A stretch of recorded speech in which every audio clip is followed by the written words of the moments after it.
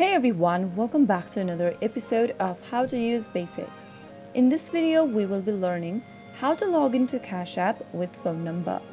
To log into Cash App with phone number, first of all open up a web browser of your preference. You can also open up your Cash App application on your device.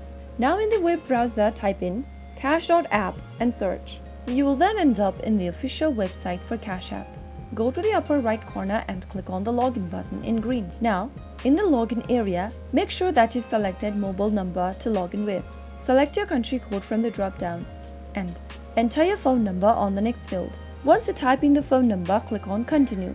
You will then need to verify your phone number that you just entered by entering the confirmation code. Type in the confirmation code in the text box and click on continue. And soon after you do that, you will be able to log into your Cash App account using phone number. So that is how it's easily done. If you found the video to be helpful, go ahead and give us a thumbs up. Don't forget to subscribe to the channel by hitting the subscribe button. Press the bell icon so that you'll never miss another upcoming upload from us. I will be back again in the next video. Thank you for watching.